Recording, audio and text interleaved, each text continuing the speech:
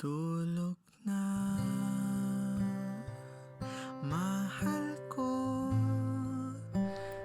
Alam niyo, habang tayo tumatanda, mas lalong lumalalim ang ating pag-unawa sa buhay.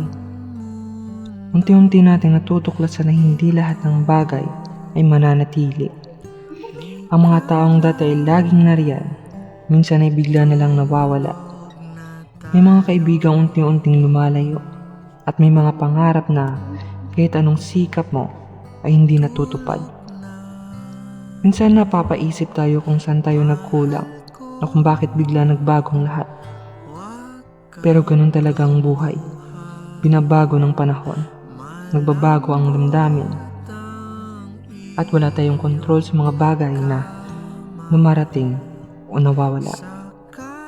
Na kahit gaano pa natin gustong ibalik ang dati, minsan ay hindi na talaga posible. Napakabilis ng oras. Ang mga laalang masasaya ay nagiging parte na lamang ng nakaraan. May mga araw na matatahimik ka na lang at mapapaisip kung gaano kasaya ang mga sandaling hindi na mauulit pa. Masakit, pero bahagi ito ng buhay. Pero sa kabila ng lahat ng lungkot at pagkawala, natututo tayong maging matatag. Natututo tayong tanggapin ang mga bagay na hindi natin kayang baguhin. Natututo tayong magpatawad, magpalaya, at mag-move on kahit mahirap.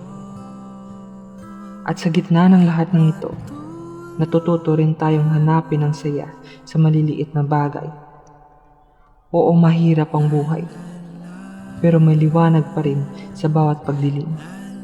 May bagong araw na darating, kaya palaging piliin maging masaya habang may buhay pa.